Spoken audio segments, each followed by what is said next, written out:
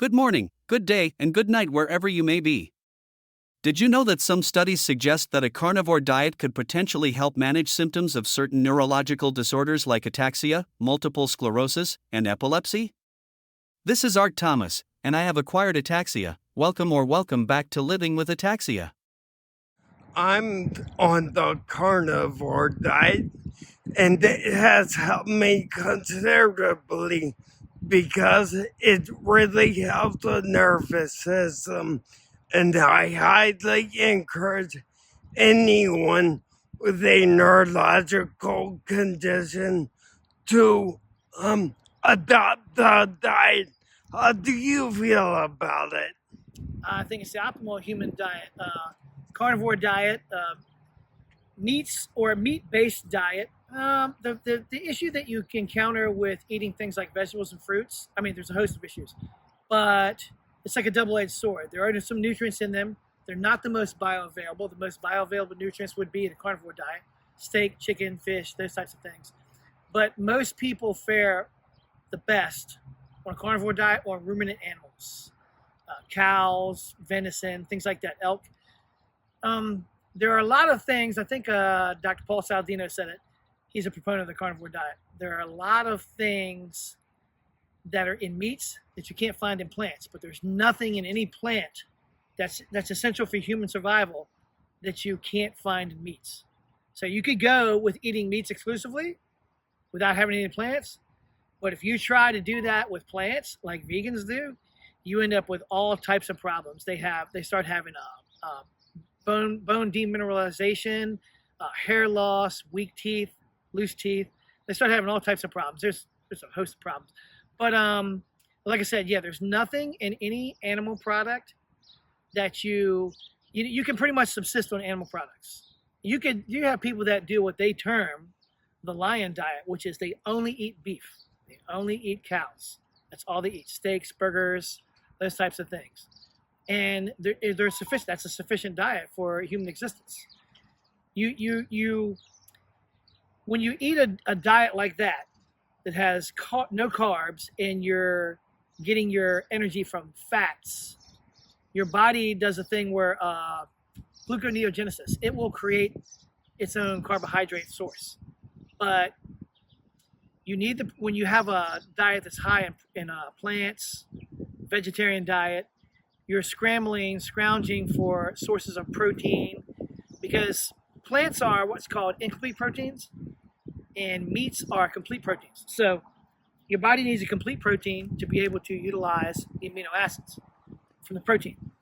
And plants, there are no real plants that have, there might be one, tofu maybe, I'm not sure, I don't think so, that have all the essential amino acids for your body to be able to utilize them. But meats do have it. They have all the essential amino acids.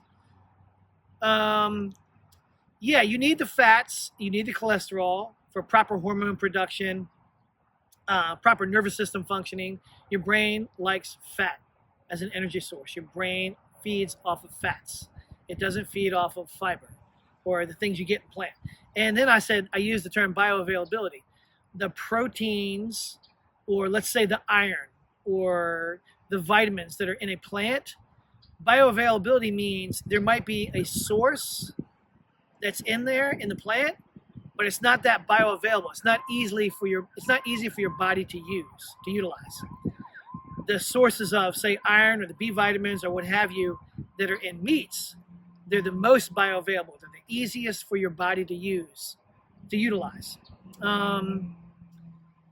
Yeah, that's when you and in today's world, there are other peripheral issues. There are so many artificial flavors, preservatives, other ingredients that are texture enhancers, you name it, and they're added to almost every food. And then when you look at a lot of the plants that are utilized for mass production for food sources, they're genetically modified.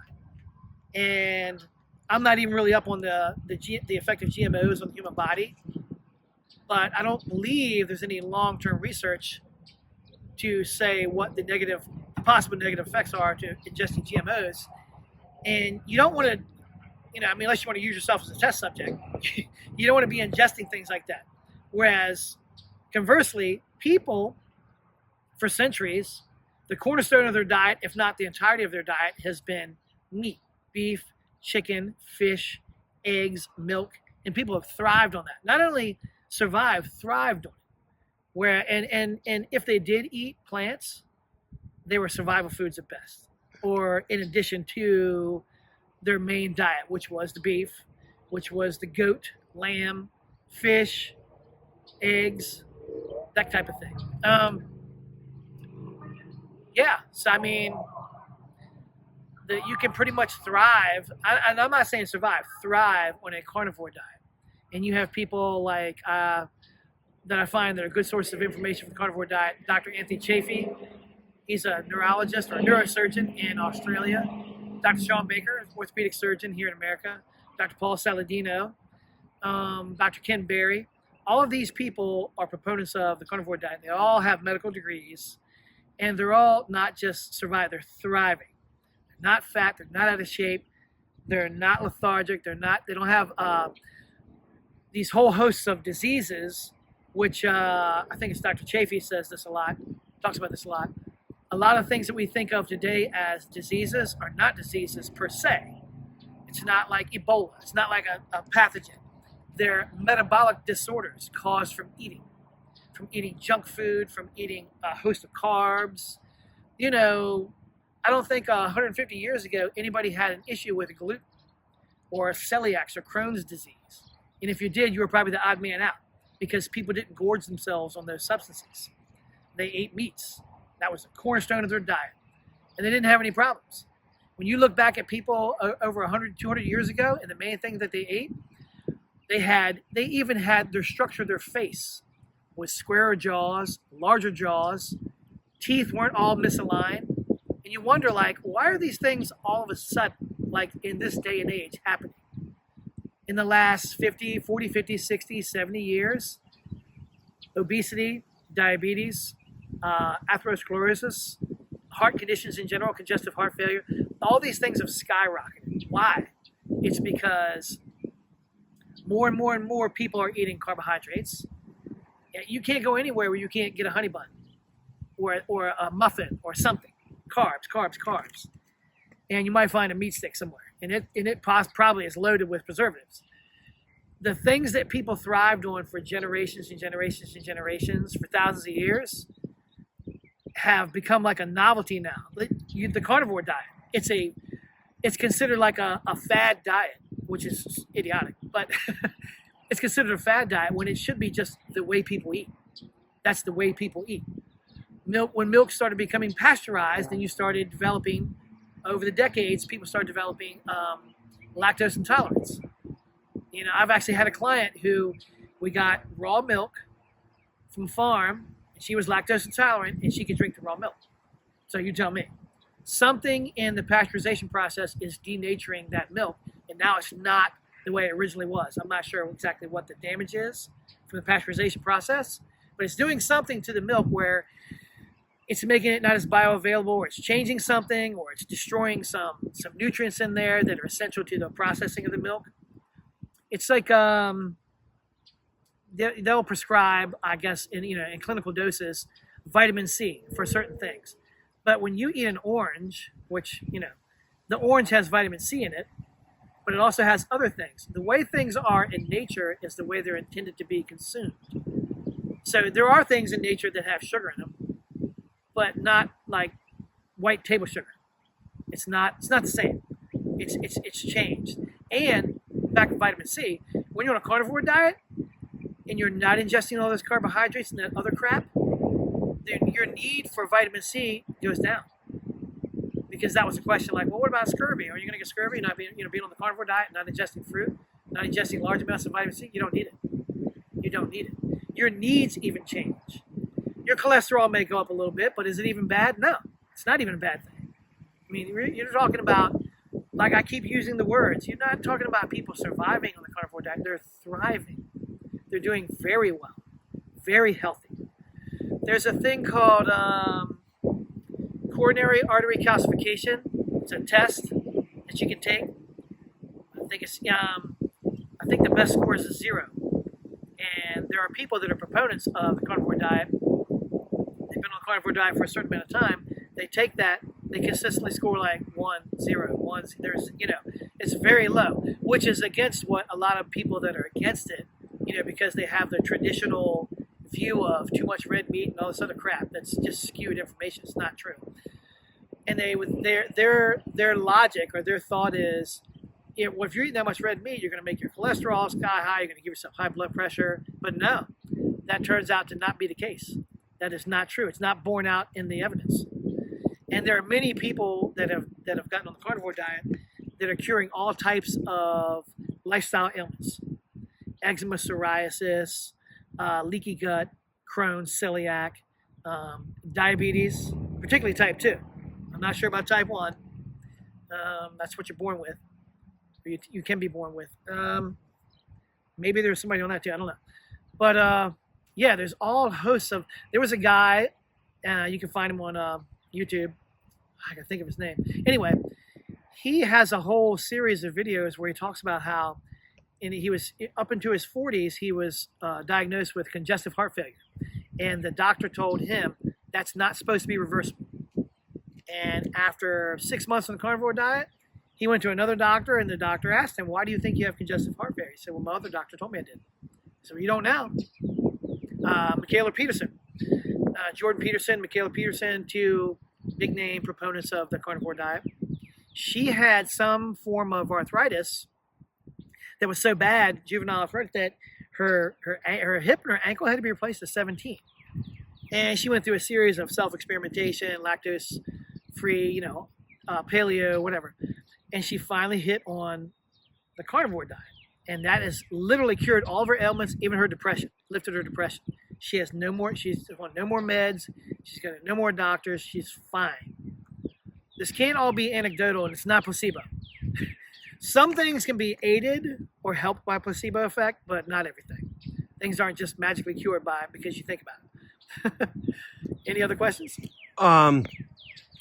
When we were at the Bird of a Feather, which was part of the conference, a lady asked why she is always tired, and you said you need more meat, and she said she only eats salad. What do you say about that? It's the exact opposite of what she should be doing. Salad is a waste of time and money. Let the rabbits and whatever else eat the salad, and then you eat the rabbit. If there's any nutrition to be gleaned from it, you get it from the rabbit. Yeah, she's like most people you encounter. I mean, 20 years ago, I used to believe this shit. It's, it's garbage. Excuse my language. I used to believe it. It's such garbage. But when you really start investigating things, you start realizing how many things that you take for granted that you just accept, that you never really questioned or you never really investigated or looked into or researched. And the more I started doing personal training part-time as an adjunct to I was a chiropractic assistant. And the more you start investigating and looking into things, the more you start seeing that so many things that you thought they're generally accepted dogma are wrong. They're just wrong, and the information is terrible. Like it's god awful. The way people, don't eat too much red meat. It causes heart disease, causes plaque buildup in your arteries. That one they've actually done studies on for the last 20 or 30 years. There's not even a correlation between high consumption of red meat and heart disease.